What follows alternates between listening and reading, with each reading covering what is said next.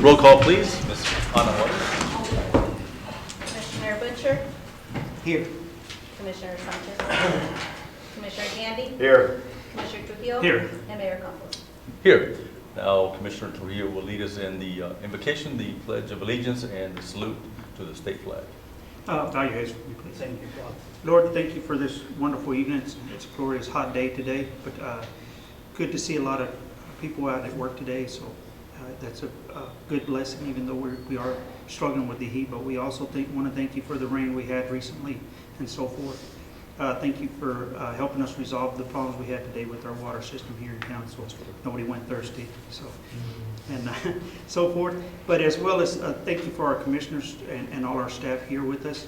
Thank you for the soldiers abroad and their families who support them, as well as we support them as well. Thank you for everything that you've given us, and thank you for the freedom that we have to express ourselves, be it positive or negative. But thank you for giving us that right to do so, Lord. Thank you. Amen. Amen. I pledge allegiance to the flag of the United States of America and to the republic for which it stands, one nation, under God, indivisible, with liberty and justice for all. I salute the flag of the state of New Mexico, the symbol of perfect friendship among united cultures. Thank you, Commissioner. Did you leave the seat? No, Gets me every time. We've got a tone down over here where it sounds like we know I hear a bit of, You know Charlie Brown's teacher? I hear a bunch of mumbling going on there. Oh, God. All right. I'll entertain a motion for the approval of the agenda submitted. I make that motion. Second. All right, any discussion? All right, all in favor, say aye. Aye. Any opposed? All right, motion carries. I'll entertain another motion for the consideration of the regular meeting minutes of May the 22nd, 2017. We have a motion. I'll second We have a second. All in favor, say aye. Aye. Any opposed? All right, motion carries. Now we'll go into the commissioners and staff report. We'll start out with Mr. Duncan. Mayor and Commissioners, just to give you an update on the water issue today. What water issue? I don't know what water issue. Darren was called out roughly right at 1 o'clock with low water pressure reported over off of Gum Street on the north side of town. He did go over to our Booster 1 or Booster 2 station here in town and noticed that we had no power. Advised Lee County Electric, called them. They sent out crews as quick as they could, and we stayed until the issue was resolved. There was a lightning arrestor on one of the transformers that popped one of the line fuses, so we got that restored. And some other issues, why no communication is when it did pop, it popped a power supply going to our RTU, which is our communication through that to send out, to call us out. So, but it is fixed, got a new power supply, and everything's back up and running. We're full pumps are in operation. I appreciate you fixing that, but let me ask you this: how did we notify the people in town that there was an issue with the water? James actually gone on Facebook and Twitter, and the ladies at City Hall were actually answering phone calls, but James got on and he did put it out that we did have a communicator failure and at our booster station here in town. Ladies, what was the initial response? We get everybody calmed down and assured that we're going to fix it? Yes, no? We had call after call after call after Is that call. right? Everybody People come in, were pay their freaking out. late fees and all that. And thinking we they're- had a huge line of people thinking their water was cut off because they didn't pay. Hey, we know how to collect now, don't we? So it got That's funny. pretty busy, but it Okay. eventually slowed down. So we're caught up on collections, is that correct? Yes, pretty much. Okay, all right. Anything else? What? No, other than that, we did, actually the excavator for cleaning out the cattails around the farm is going back tomorrow afternoon. And we got as much as we can take out with the excavator. I know James is gonna have a crew go out there and the little John boat, little mini boat, non-powered motorcraft. But and finish getting the rest of the cattails that weren't reachable from the bank. Okay. All right. How's it looking? It looks a lot better cleared out. The crews are, and the street crew is out there, and they stayed all day out there cleaning up the stuff, and they got the rest of the week that they're gonna try to get the rest out and get the banks cleared up, so it'll be nice for the 4th of July. Is the water level back up to where it used to be? It's coming up with us digging out some of the material and taking out the cattails. It did recede down a little, but we've had it going for the last 3 weeks, steady, so with evaporation and everything else and watering, it does take its time to get back up. Must have been a lot of cattails. Oh, he's taken out probably over 100 yards. Is that We're right? not even done, Dang, wow. so. Anything else for Wyatt from the commission? Anything else for us, Wyatt? No, sir. All right, thank you. Gary? Well, today I received my, Mayor and Commission, I received my request list, my data request list from our auditors. So essentially today is the first day kicking off for our audit for fiscal year 17. We have quite a long list of things to get together for them. Basically, that's it. And who's doing our audit this year? It will be the same company that we've worked with the last couple of years, RPC, and be their very final audit with us. Okay. We had a situation with the Office of the State Auditor, actually interceded in this case and said, yes, you should work with these people one more time, some technicality about a contract. I don't know why, but they assumed. Because it was supposed to be, contract. last year was supposed to be the last year, correct? Yes, sir. Last year was supposed to be the last year. What was the technicality, do you remember? It had to do with an intended contract. Even though we didn't sign a contract for multiple years, the Office of the State Auditor believed that we had intended a contract that would go through this year. And so they made this accommodation for RPC to go ahead and do it for one more year. I see. I thought it was rather interesting, to be honest, and because during my training with the audit rule, I got to speak with, I can't think of his name now, but the guy that's the head of the department, not Tim Keller, but one of the other gentlemen that's the head, and he explained to me what was going on. So I said, okay. All right. Very good. Anything else from the commission for Gary? Anything else for us, Gary? Well, I would add one more thing, and that is that I've really been in contact with a man by the name of Chuck, I don't say Barry, I always want to call him Chuck Barry, but that's not his last name, that works with Tyler Technologies.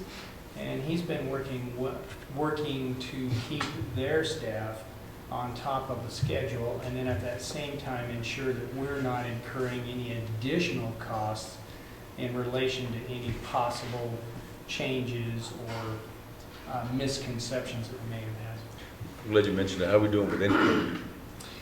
We have a firm schedule when we're going to go live, which essentially will be late November that we go live. And with that, we have some steps that we're going to have to go through related to training to start with, which is going to begin in August. It's going to be tough on my staff because while we're going through this training, we're also going to have to get information together for our audit. Yeah. So, and then, of course, when we do the go live portions, a lot of what needs to be done has been completed already, and I'm very thankful for that. Okay. Very good. Anything else for us? No, sir. All right. Mrs. Barrera, anything for us? Nothing to report, sir. All right. Mrs. Juarez. Nothing to report. All right. Commissioner Sanchez. Yes. A couple of ladies today asked me about the swimming pool, if they're gonna have season passes, because they said it was pretty expensive the way it was now. And they said it was hot out there, and they didn't want to go to Hobbs. They might go, it just depends on our prices. That's what they told me. I don't know anything else, so maybe you can tell us something. Sure. Mayor and Commissioners, our pool admission has been the same for the past 6 or 7 years. It's $3 a day. How much is that a day, $3? $3 a day, yes, sir. We don't offer season passes. We have not. I got the impression they said it was $5, and they said it's gonna be $10 a day because they had 2 kids. So I'll inform them that it's $3. Sure. That's all. Okay, thanks, Commissioner. Commissioner Butcher? Well, I just wanted to echo something on the pool too itself as what are our hours on the pool? I had heard we're gonna start closing early, and what's the deal on that? I believe it was last year, or it was the year before, we discussed with Parks and Rec. Monday through Wednesday, we're open from 11 to 6. And then Thursday, Friday, it's Sunday to Wednesday, 11 to 6. And then Friday, Saturday, and Sunday, we're open from 11 to 4. And that's so we can accommodate the private rentals. We have 2 rental periods, one from 4:30 to 6:30, and then the last rental period is from 7 to 9. Oh, thank you, that's Yes, pretty sir. good, those are still good hours. Yes, sir. Thank you. Anything else, Commissioner? No, that's it, thank you. I was just going to remind everybody about smoking on the plaza. Right, James? Saturday, is that correct? Actually, it starts Friday. Everything kind of kicks off at 9. That's when the competitors actually start to arrive. They do have a concert later that evening, on Friday, as well as with the kids competition. And then on Saturday is when they also have that event, which it concludes at 4 p.m. I believe they have a concert that starts at noon that day. Of course, it is out at the fairgrounds this year due to the downtown construction. And it looks to be just about as big as last year. I believe as of 12:30 today, when I was visiting with Mara, I believe we had 47 entries already as far as competitors, and all the vendors are full. How many did we have last year, did we? 54. Okay. Very good. That's all. Commissioner Trujillo? No, thank you. Commissioner Gandy? No, sir. No? Chief? Just to let y'all know, last Wednesday, we had the accreditation people come back in to the department to reevaluate us again. And we did get a favorable reading. State? So, the accreditation. State? Yes. Okay. So we're good for another 3 years. All right. Good job, dude. How's Fall by your lunch, huh? how's your overtime looking, Chief? It's there. Define there. It's, we've used up more than what we've anticipated. Okay. Basically due to the extra events that we're having to cover, as well as short shifts. So we're short some officers? Okay. That's understandable. When you're short, you got to bring other bodies in, so. All right, very good. Your officers did respond to a burglary in my neighborhood. And so they were very professional, very tactful, and tell them that we appreciate their response. Okay. Chief Lizard? Nothing to report, sir. All right, very good, thank you. James? Yes, Mayor, Commissioners, the only thing that I have left on my list, as the other topics have been covered, is update on the Drylands project. They did actually start brewing May 22nd. They did attend the Corks and Kegs Festival down at the casino in Hobbs, and they won the People Choice Award. So actually Lovington, one of Lovington's claim to fame is that we actually have an award-winning beer being manufactured here. Already, huh? So, yes, sir. So as far as being open for business, I know that part of the land transaction was that they had to be open for business within 18 months of closing, which would have been about May 31st.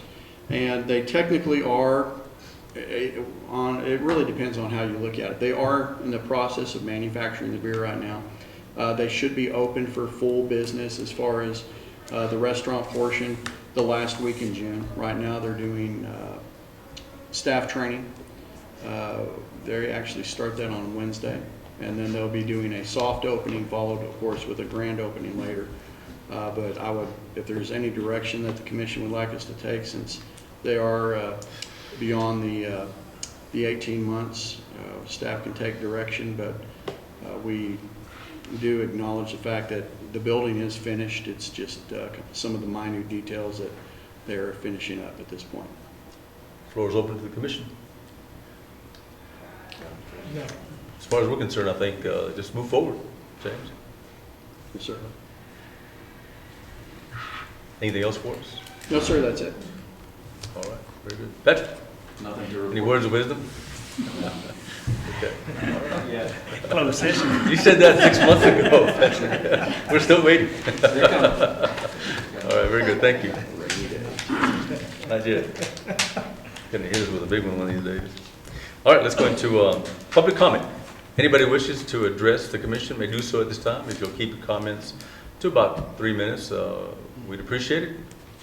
Now is your time, if you'd like to come forward. Anybody in the audience? Yes, sir. Come on up. Identify yourself and address the commission, please. My name's Todd Hunter, and I actually brought up a couple topics that I didn't even think about. The cattail removal, great. If any of you remember Jimmy Ortega out there, he did a good job. He had a really good system with those. When they got bigger than this podium, he dug them up. So might think of that. Don't let them get so out of hand next time. But the main thing is the water increase. Of course, you've probably heard that ad nauseum. That it's not our fault that a surplus was not built up, and to hit, especially on behalf of my 82-year-old mother, it's a stunning thing to her. It's not something that she was expecting, and something she can necessarily really prepare herself for. A percentage increase yearly because of inflation is understandable, but the large increase seems a little bit out of line. That's all. Thank you. Thank you, Mr. Hunter. Appreciate that. All right. Anybody else wish to address the commission? Is there a public comment? All right. Seeing as nobody else is coming up. Yes, sir. Just ask James. So the bill overall for, say, for a household, just a natural household, the bill would be about how much? $6, $7 a month more, or $10 or what? Right. Yes, Mayor Commissioners, looking at a minimum water bill, which means you would use 3,000 gallons or less of water and sewer, and then also with garbage, assuming just one polycart, the minimum bill would go from, before tax, $50.87. It would go to $63.41 as far as what's been proposed. Now, there are other components to this ordinance, such as a reduction for somebody who is 65 years of age or older who is on verified Social Security disability. That would reduce that bill. My mother is a senior citizen, and I looked at her bill. Right now, her bill is an average of $60.50. Should the proposed rate increase go into effect, and she would actually qualify for the senior citizens discount, we figured it up. I want to say that her bill, it was actually going to increase monthly like $6.57, I believe. It was less than $7. Was that an average for most everybody? That's just, honestly, we would have to look at the individual bill and look at, that was just my mother's bill that I happened to look at. But if you just pay a minimum bill right now with no discount whatsoever, it would go up $12.54. Is that the garbage and everything else going up also? That's water, sewer, and garbage, yes, sir.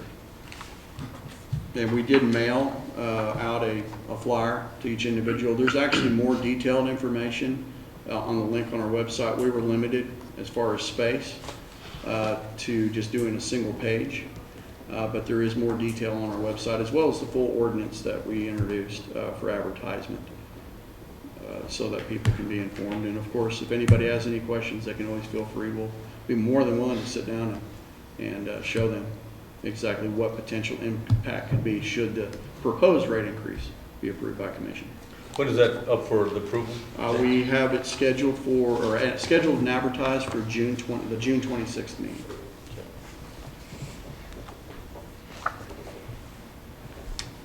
All right, anybody else? Okay. We'll go into non-action items. James? You have someone else. I'm sorry? I think he Oh, yes, sir. Step up.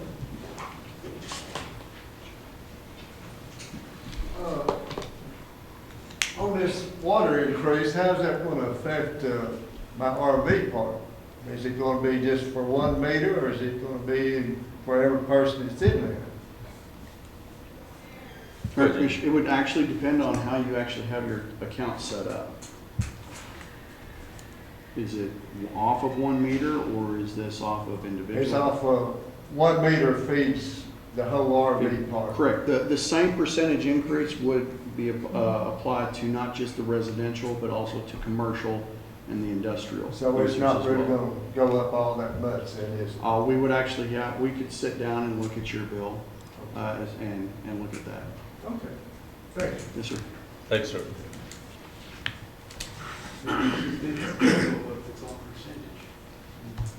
Anybody else? All right.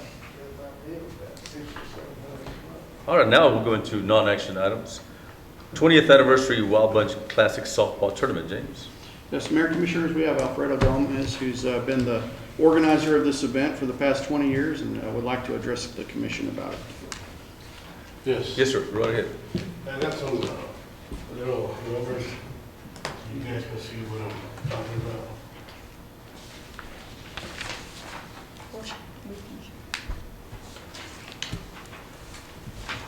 Have you guys doing this? Thank you. Good, sir. All right.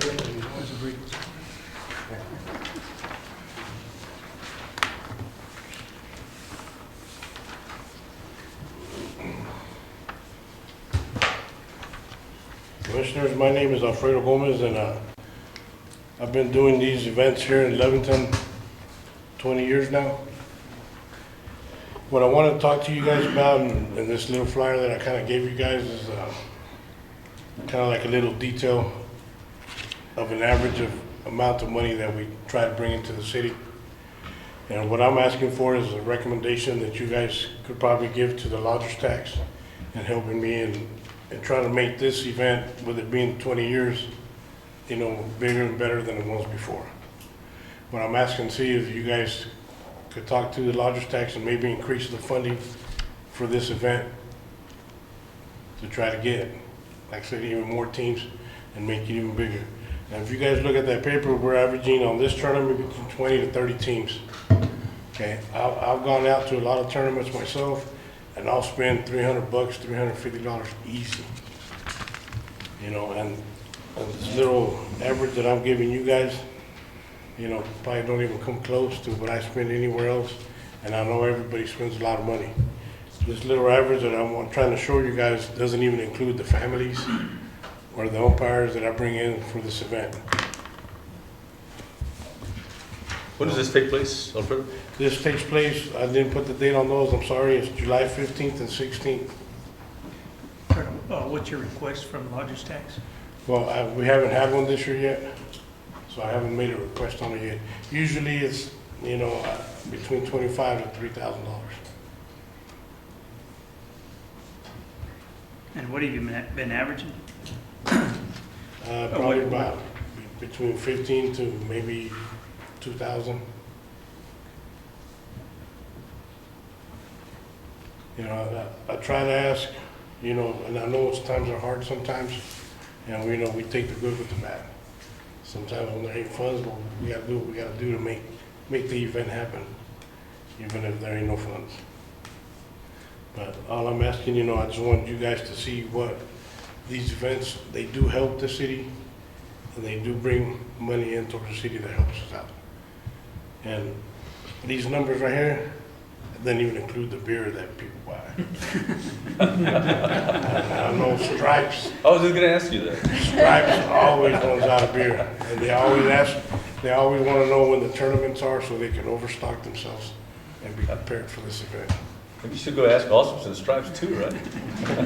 Well, when they build the Awesomes close by, it'd be nice. Yeah. I heard they were going to, but I haven't. And you guys got any other questions? I got a question. Yes, sir.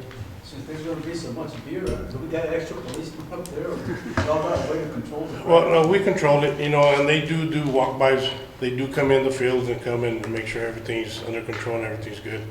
I mean, they don't get out of hand. You know, they'll drink, you know, maybe one or two and then go play their games and relax. But they don't get drunk throughout the day. Well, no, not necessarily. Some of them stop, some of them, you know, they'll drink all night, but they won't come in and play no more.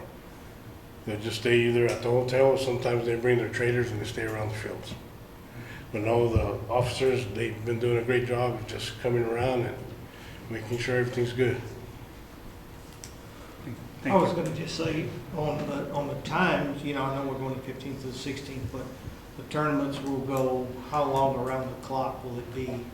Usually we'll play, you know, we'll start Saturday morning, probably either 8 or 9, depending on the teams. And we'll run till maybe 12 midnight to 1 the latest on Saturday night. And then we'll pick up again Sunday morning about between 8 or 9 and be done by 3, 4 in the afternoon. But a lot of people that have been coming to these events, because I hold 3 a year, one in March, this one in July is the biggest one, and then one in November. In November, everybody tries to get in because it's the last one around the area. I was going to address this at James. Now, when they have these tournaments, are they responsible for maintaining the fields as far as dragging, getting them ready, or does the city actually? Mayor and Commissioners, we actually have our recreation department, actually Parks and Recreation Department now, that actually take care of all of that. They work that weekend. So that'll involve a little OT? We tend to flex their schedule, so we reduce that. Alfredo, what do you charge per team registration? This one, we usually charge maybe about $240. You know, and that pays for the umpires that come in, all the directors and everybody that's in charge of USSSA.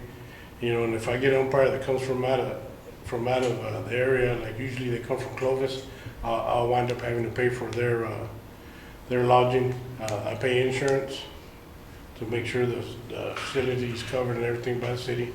And as James was talking about the Parks and Recreation guys, they're the best. Everybody always gives us praises about, you know, them coming in and taking care of the fields.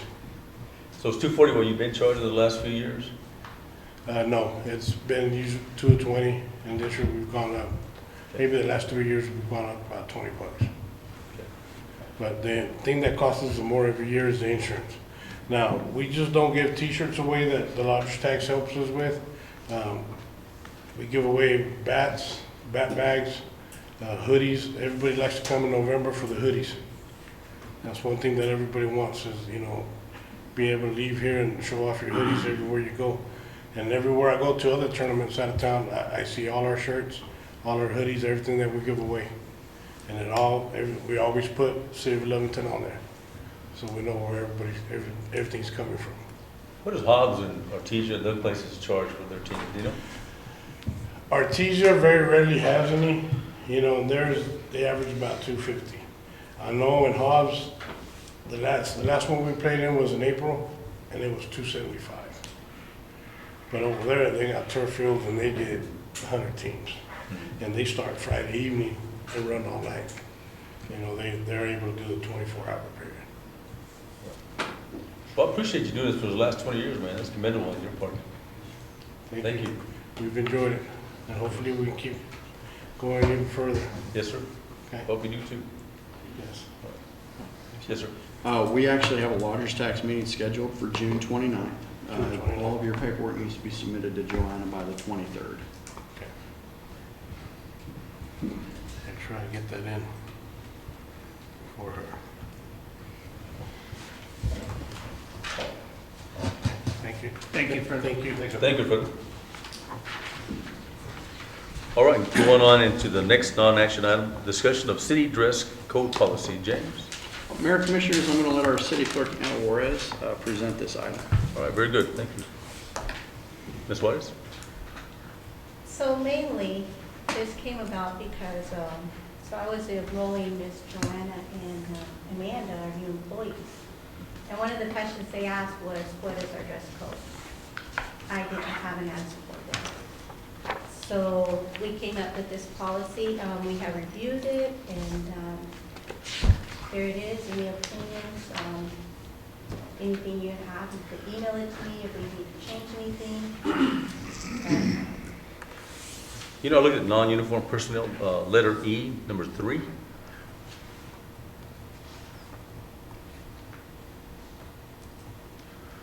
Non-personnel? Yes, ma'am. Under guidelines, number 3. Okay.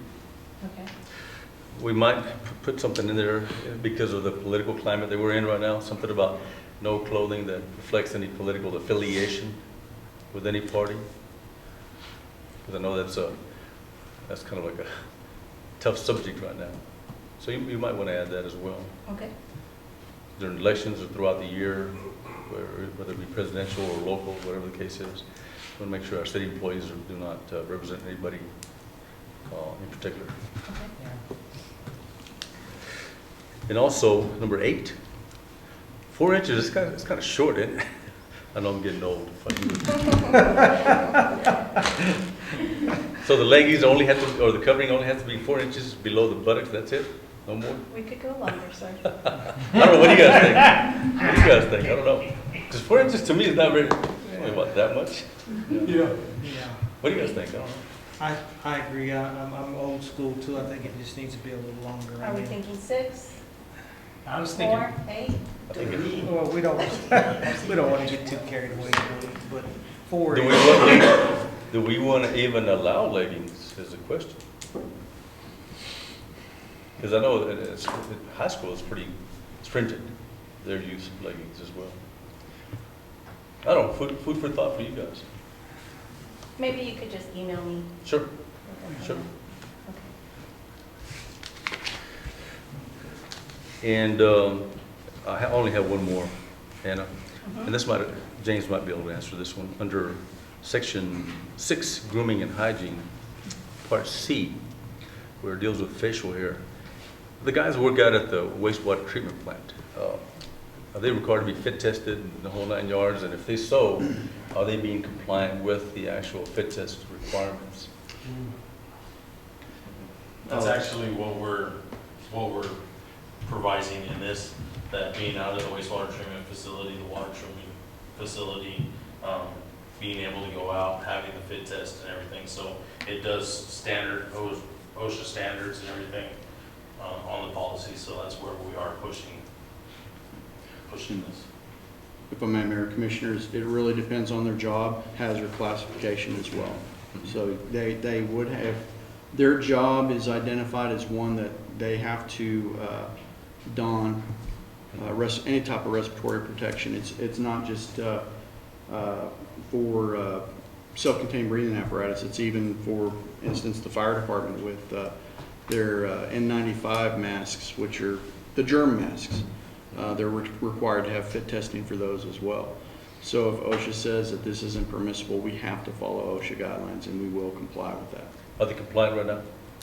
Yes, they actually, we just had them all fit tested and everything. The ones that didn't were office personnel, like Barry, when being in the lab. He has a big Papa Bear beard. And I talked to Wyatt and James, with Wyatt about it, and I said, non-essential, but we don't have a policy in place, and that's what they're developing, a policy in place. You got non-essential, because even on the oil and gas industry, it's the same thing. You know, you have essential, non-essential. Who's going to do the rescue? Who's going to perform either that, or you can exit?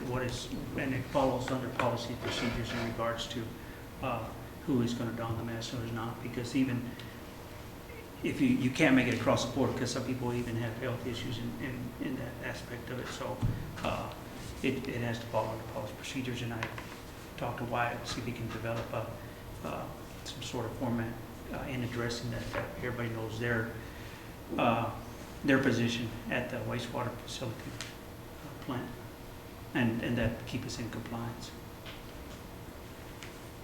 Yeah. As long as the policy reflects that Yes. requirement, yeah, that'd be good. All right, anybody else? All right. Anything else, Ms. Weiss? That's all. Okay, all right. Thank you for that. You're welcome. All right, let's go on into action items. I'll entertain a motion. Make a motion, we consider resolution 2017-55, approval of temporary grant of easement to Chevron Mid-Continental LP for monitor wells. Second. We have a second. James? Mayor and Commissioners, we're going to have Mr. Duncan actually present this item. Myself and Crystal were approached by Chevron last month and advised or asked for a temporary grant of easement for 6 additional water wells. They did send over the proposal, and we've had legal advised by and send it back, and just need an approval for, they're punching 6 new monitor wells out in the city well field. Okay. Asking for your approval. Yeah, and it's to our benefit anyway. Yes. And that's, send us all the data to water quality, everything that's surrounding this prevention, making sure nothing's happening.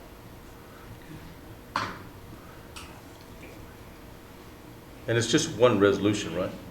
Correct, yes, sir. Yes. Because the one resolution states 2 water wells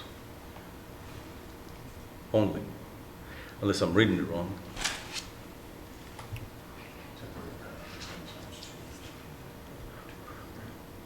No, there's 2 separate agreements, Mayor. Okay, that's what I saw, but the resolution only. Okay. So we can amend that.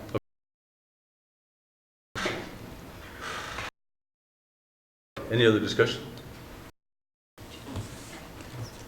All right. Aye? Aye. The next motion, please. 6, authorize J&M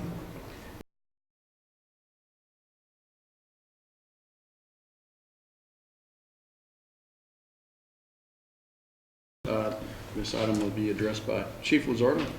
Mayor and Commissioners, this is a 3-year agreement, an extension of the previous 3 years. We're currently on our last of the 3 years. They've done real well by us. They've gotten all the fireworks right. We haven't had any issues. So we're requesting to extend this another 3 years. All right, any questions by the board? No issues, Chief? No, sir. All right, very good. All right, all in favor say aye. Aye. Any opposed? Motion carries. I'll entertain the next motion. Make a motion, we consider resolution 2017-57, disposal of transfer of surplus equipment to Elephant View Fire Department. I second that. We have a second. Chief Lizardo, once again. Yes, Mayor, Commissioners. With the 2 new ambulances that we've added to the department, or to the fleet, we've had the 2 oldest ambulances pulled out of service. We tried to send off for any departments that might be in need of the 2 ambulances, and were approached at Region 3 by Elephant View to receive both of those ambulances. With the okay from Representative Gallegos and Rebecca Dow, one from Lee County and one from Grants County. Yes. Grants County, they're asking to take those 2 ambulances and use them for their service. Are they fully functional still, Chief? Yes, Okay, very good. just minus all the equipment that we've moved over. All right, very good. Questions from the commission? All right. All in favor say aye. Aye. Any opposed? All right, motion carries. All right, I'll entertain the next motion. I'll make a motion to reconsider the approval of accounts payable. We have a motion, we have a second. Second. We have a second by Commissioner Trujillo. Mr. Chapman. If I may, your Mayor and Commission, the single highest payment we have here is the $138,688 to Dana Nepper, and of course that's for the continuation of our water meter project. And I'm available for any other questions if you have any. Tell me about BICI LLC, the 23,000. I'm glad you mentioned that because our wastewater treatment facility has a need for chemicals, and that's the primary cost there. Okay. All right. Lee County Electric for 52,000. Yeah, that's not an uncommon bill.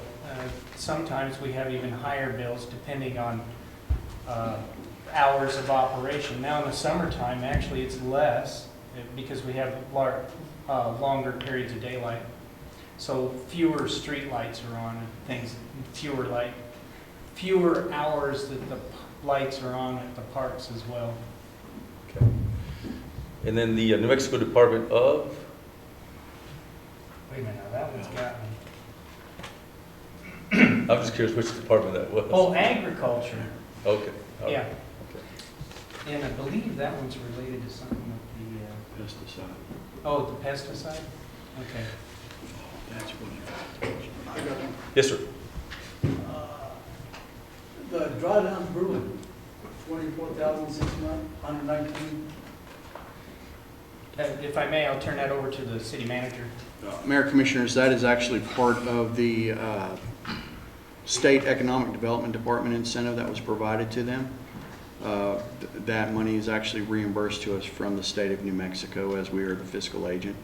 So we actually have to cut them the check. That wasn't part of that 80,000? No, sir, that 80,000 has already been paid. This was part of the state incentive of 100,000. Gary, waste management for 15,888. Yeah, that's essentially paying for roll-offs from the convenience station. And in this particular case, it's 2 months worth of roll-offs.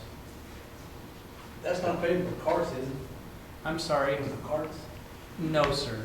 I called this, Waste Management, they picked up my cart and they slammed it real hard. I heard it and I stepped outside and it knocked the wheel off. I reported about 2 weeks ago and it hasn't been changed.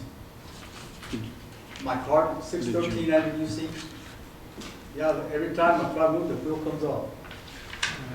And I heard it that they did it. We'll find out why they haven't delivered you anymore. There's crack in the wheel. Yeah. All right. Any other questions from the rest of the commission?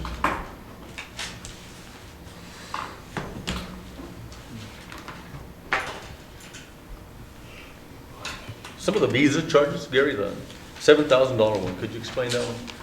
I had a conversation with our accounts payable clerk about that one, because we don't have any credit cards with that limit. And what she explained to me is this is an anomaly in the payables report. It never should have shown up. She doesn't even see that we had any payables for that amount. So I'm glad you brought that up, because I probably should have mentioned it earlier. We have no idea where that number came from.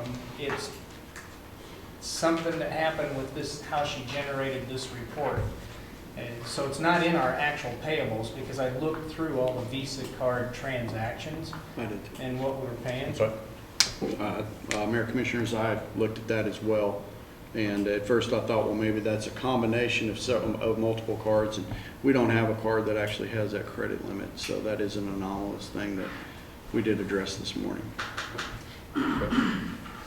When I asked her how it could have happened, her only explanation was that it's some kind of carryover that she forgot to delete on this report, where a couple of numbers were combined from prior Visa charges.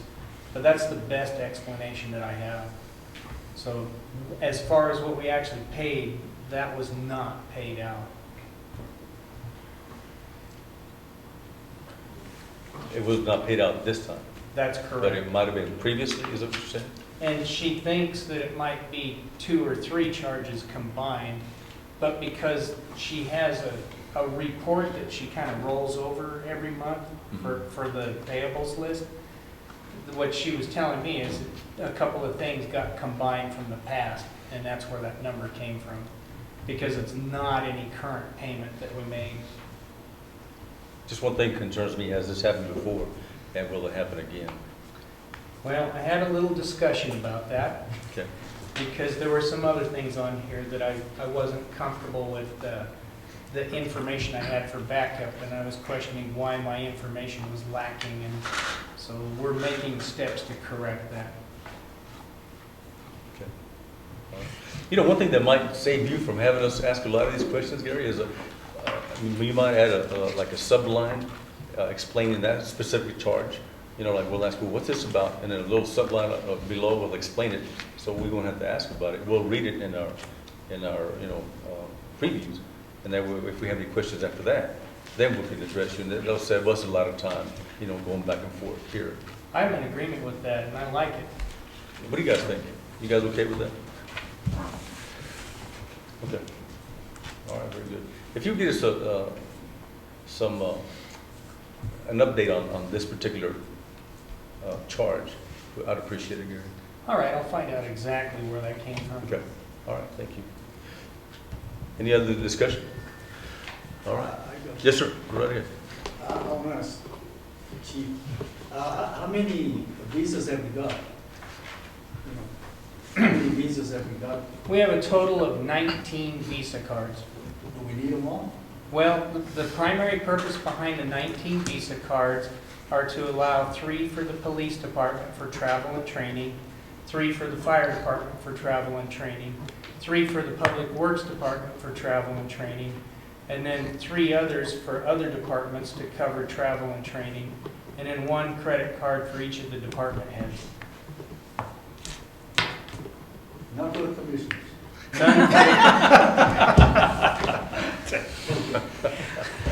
I was just curious how many we had, because sometimes they could overcharge us, which has happened before, you know. And like that one there, so we just want to keep up with it. If I may, your mayor and commission, one of the positives that I've enjoyed working here for this city is we make prompt payments on our credit cards.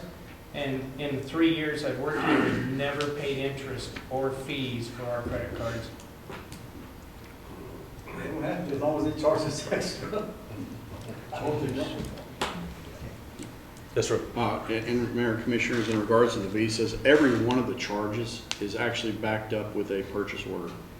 So it is just like if we do have to make a purchase, if we can't obtain it here, or if we don't have a credit account, or if we have to do an order online, it is treated just like us going down to Givos or Shopco, where it is backed with a purchase order.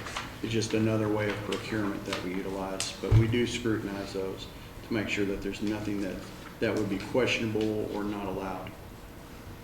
James and Gary, I like the way that the 2300 on Juarez is listed on there, and then also we want to charge for you, Gary.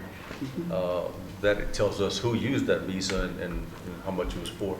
Any possibility you can do the same with the other 2 or any accounts that come before us, so we won't have to ask, hey, what's this about? Who spent this, or who charged this? I'll work on that one as well. Okay, I appreciate that as well. All right. Any other questions about the commission? All right. All in favor of approving the accounts payable, say aye. Aye. Any opposed? All right, motion carries. I'll entertain another motion.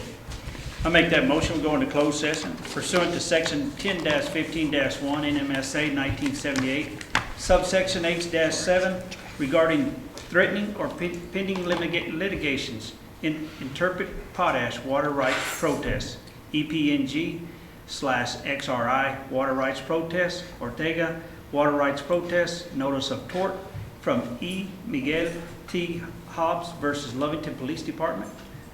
Notice subsection H-8 regarding the purchase, acquisition, or disposal of real property or water rights. Termination of commercial lease. Second. We have a second. Roll call, please, on. Commissioner Sanchez, Aye. Commissioner Trujillo, Yes. Commissioner Butcher, Yes. Commissioner Gandy, Aye. and Mayor Conklin.